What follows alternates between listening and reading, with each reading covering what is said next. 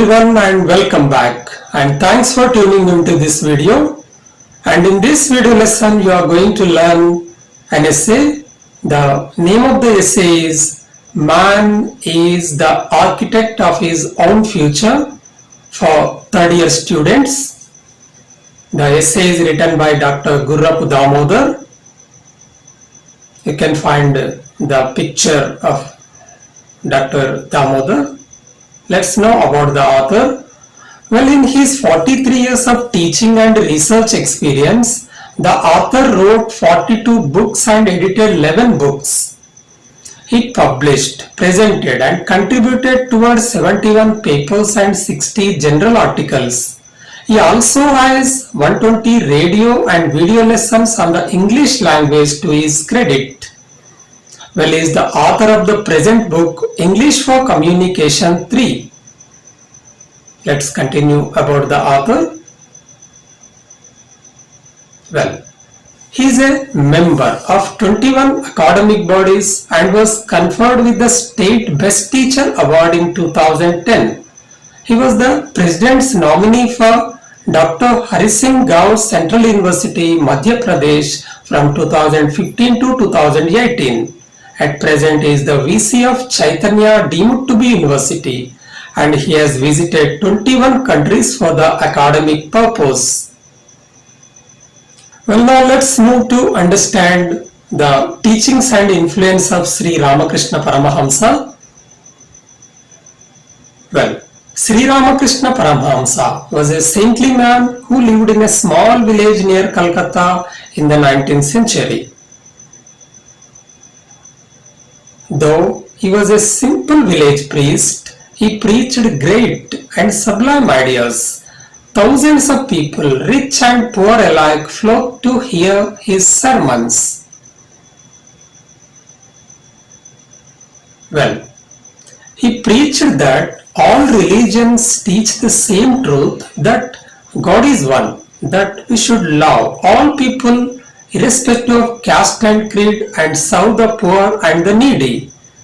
Narendra Dutt was a university graduate from the city of Calcutta. He had a keen desire to understand great philosophical truths. He was greatly drawn to the wisdom and ideals of Sri Ramakrishna.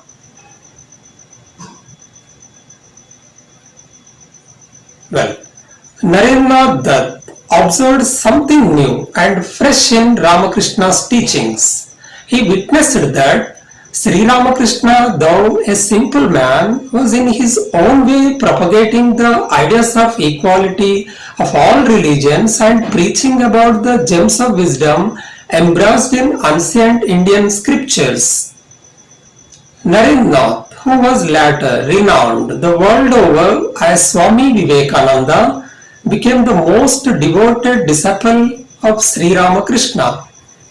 It was he who established the world-famous Ramakrishna mission to propagate his mentor's lofty ideals and to serve the poor. We can find the images of Ramakrishna mission.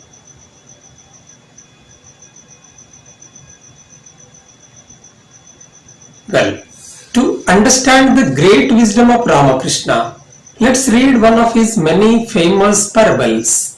One of Sri Ramakrishna's disciples asked him why there were so many differences among people when the Creator is one. He questioned, "Oh Master, can you say that there is only one God?" Sri Ramakrishna answered, "Suppose there is a small boy in a house. People call him with different names. My darling, says the mother. Dear son, says the father, and so on. Each one gives the baby a pet name as a token of their affection. Similarly, each one of us calls the God by the name he likes best, though he is one and the same. Then why are there so many differences among people? There are good persons, bad persons, and indifferent persons. How do you explain this, Master?" Sri Ramakrishna was an expert storyteller. He replied with a parable. Once upon a time, there was a farmer. He wanted to raise a good crop in his field to earn a good profit. He spread seeds all over the field and seeds fell in the most distant corners. Some seeds fell on the path which ran alongside the field. The birds saw the seeds and picked them away. Some seeds fell on a stony patch. As there was no soil there, the seeds didn't sprout. Well, still other seeds fell among the thick bushes on the edge of the field. They grew a little, but the nearby bushes and weeds didn't allow further growth as no sunlight fell on the little plants. After some time, the little plants died. Only the seeds which fell on fertile soil grew into healthy plants. With the water and manure provided by the farmer, they grew well.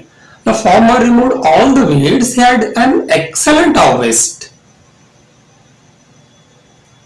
Sri Ramakrishna then said, similarly, God created all of us alike.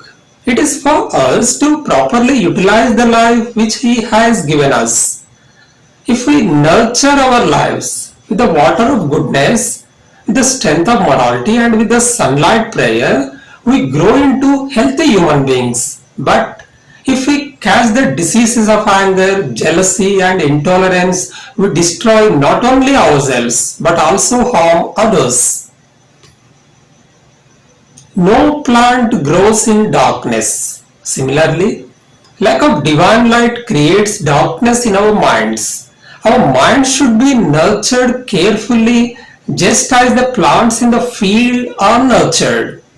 The negative qualities in our mind are like the weeds in a field. So, if they are removed, the healthy qualities develop strong roots in our minds and grow. Let's conclude the essay.